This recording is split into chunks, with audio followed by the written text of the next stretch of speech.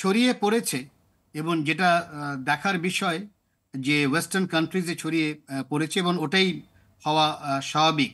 আহ, অনেকেই হয়তো বলছে যে মুসলিম দেশে কেন ছড়াচ্ছেন ইত্যাদি, ওটাও ঠিক না। প্রচুর মুসলিম মিডল ইস্টে প্রচুর জায়গায় কিন্তু রাস্তায় মানুষ নামছে, যেটা আমাদের মেইন স্ট্রিম মিডিয়া কখনো দেখায় না। আহ, যেটা দেখা দরকার সেটা হলো যে কেন অস্ট্রেলিয়ায় বা কেন কানাডায়, এমনকি কানাডা এখন হয়েছে, ইউকেতে ইউসিএল এর বিশাল মিছিল বার হয়েছে আজকেই লন্ডনে। সেগুলো যদি দেখি, একটা জিনিস মনে রাখতে হবে, এটাই হলো লাস্ট হোয়াইট সেটলার কলোনিয়ালিজম।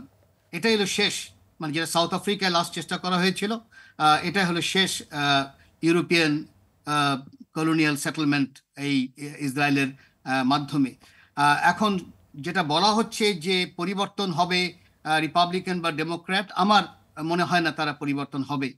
তারা এটাকে চেষ্টা করবে আরো নোংরামি করতে, কারণ এমন একটা জায়গায় চলে গেছে যেখানে আহ, যেখানে ভিয়েতনামকে ছাড়িয়ে গেছে। মানে ভিয়েতনামে কিন্তু কখনো আমেরিকা জেনোসাইডের কমপ্লিসিট ছিল বা জেনোসাইড করছে, সেটা বড় আকারে কিন্তু কখনো আসেনি। এবার কিন্তু বড় আকারে এসেছে যে আমেরিকা একটা জেনোসাইডাল রেজিমকে রীতিমতো সাপোর্ট দিয়ে যাচ্ছে এবং তার ওয়েপন্স দিয়ে কমপ্লিসিট।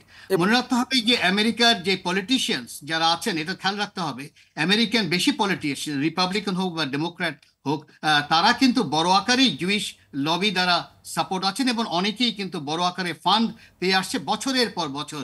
জো বাইডেন নিজেও কিন্তু বড় আকারে কিন্তু জুইশ লবি দ্বারা রীতিমতো তার পৃষ্ঠপোষকতাই রাজনীতি করে এসেছেন বছরের পর বছর। এখন রিটার্ন দেওয়ার সময়। সেই জন্য রিপাবলিকান আর ডেমোক্র্যাটদের মধ্যে পরিবর্তন হবে এই আশাটা করাটা আমার মনে হয় ঠিক না। এই কারণেই ছাত্রদের আন্দোলনের ইমপ্লিকেশনস কিন্তু বিশাল, কারণ এই ছাত্ররাই এখন তৃতীয় ফোর্সের কথা বলছে, এবং তারা কিন্তু রিপাবলিকানকে সমালোচনা করছেন, ডেমোক্র্যাটদের সমালোচনা করছেন। জি। আমেরিকার ডেমোক্র্যাট পার্টি প্রোগ্রেসিভ এটা বলা কিন্তু ঠিক না, কারণ তারা বড় আকারেই কিন্তু বিভিন্ন জেনোসাইড এবং বিভিন্ন যুদ্ধের সাথে সবসময় জড়িত ছিল। তো আমি ভরসা রাখতে চাচ্ছি এই ইয়াং ফোর্স যারা বার হয়েছে, এটা কতখানি তারা পারবে, কতদিন চালিয়ে যাবে, সেটির দিকে আমাদের নজর রাখা দরকার। জি। হক সাহেব, একটু জি, যোগ করি জি, আমি প্লিজ। আমার কথার সাথে। সেটা হচ্ছে ভিয়েতনাম যুদ্ধের সাথে একটা বড় পার্থক্য। এখন ভিয়েতনামে যখন মার্কিন সৈনিকদের লাশ আসা শুরু করলো, যেটাকে বডি ব্যাগ বলে, তখন আমেরিকার জনমতের মধ্যেও একটা প্রভাব পড়া শুরু করলো, এই যুদ্ধ থেকে আমাদের প্রত্যাহার করতে হবে। কিন্তু তারপরেও তারা বহু বছর থেকে গেছে, তারা তাদের পরাজয় নিশ্চিত, এটা 1966 সনে জেনেছে। ইকবাল আহমদ সাহেব একটা প্রবন্ধ লিখেছিলেন 1965 সনে দ্য নেশন পত্রিকায় অগস্ট মাসে। সেটাতে উনি বলেছেন, when it is time to say that the rebels have one, অর্থাৎ বিদ্রোহীরা জয়ী হয়েছে ভিয়েতনামে, সেটা 1965তেই স্থির হয়ে গেছে।